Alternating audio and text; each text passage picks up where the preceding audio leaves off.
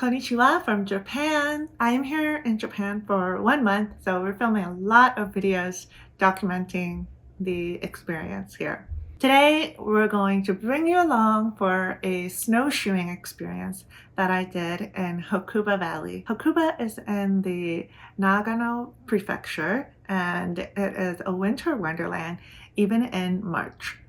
Snowshoeing requires fresh snow. It's not something that ski resorts are going to invest in making snow in order to make this experience possible. So we're very lucky that there was snow available for this activity here in March. We went with a company called Hakuba Lion Adventure. I have gone snowshoeing, I think maybe once or twice before, and I'm wearing my new clothes that I rented from the winter sports shop.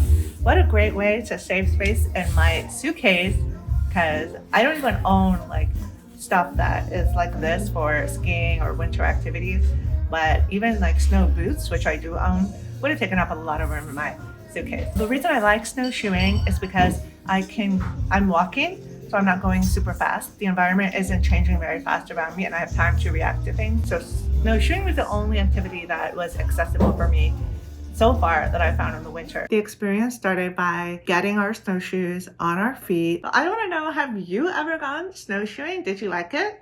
Let me know in the comments, because I feel that it's not as popular a winter sports activity. It's not seen as cool as, skiing or snowboarding, but I think it's really fun.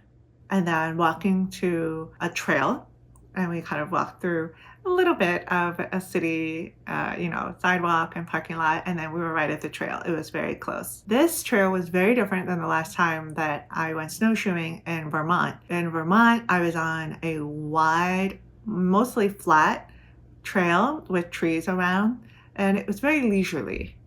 But in Hakuba, I was working hard. It felt like I was hiking, and the path was not very wide. The sides were close by with trees very close by. For today's activity, we're doing a nice snowshoe walk, so in the snow, for an hour and 30 minutes.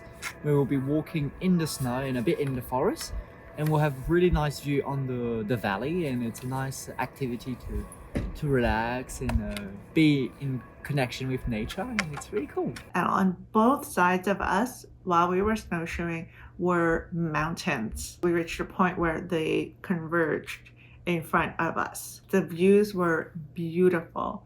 It was a very peaceful activity. One of the reasons it was accessible is because we went with a tour guide, and it was a private experience. So I was able to talk about my access needs, to communicate anytime that I needed a pause or a rest, and not feel like I'm holding anybody else up.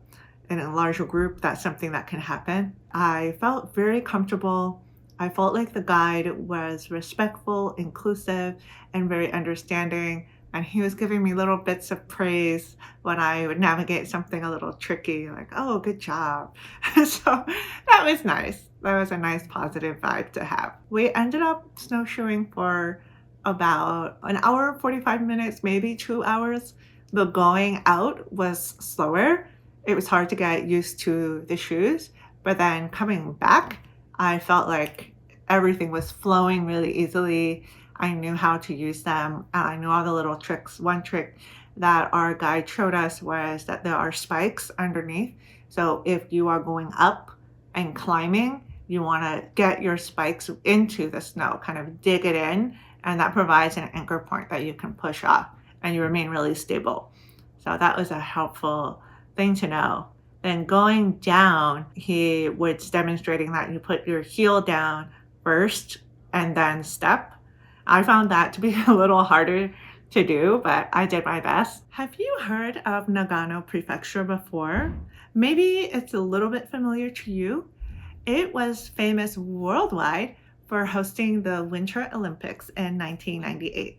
I remember when I was a kid, I heard all about it, and I'm sure that I was watching it. It feels really surreal to be here and to be able to enjoy nature, the mountains. I believe we're in the Japanese Alps. as I've seen them described. And snowshoeing was a perfect way for me to start off my experience here in this region. So let me know, have you heard of it before? I think that snowshoeing is just a lovely activity for me as a blind person. I get to choose my pace. It's very similar to a walking pace or a hiking pace.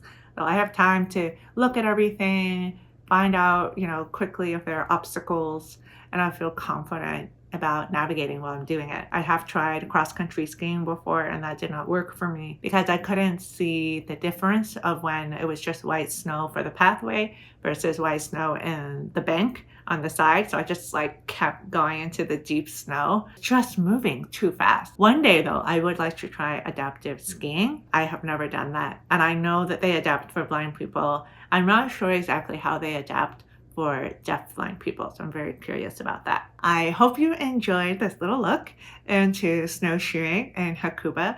What winter activities do you like to do? Let me know in the comments. Make sure you like and subscribe for more content about accessible travel adventures from BlindishLatina. See you next time.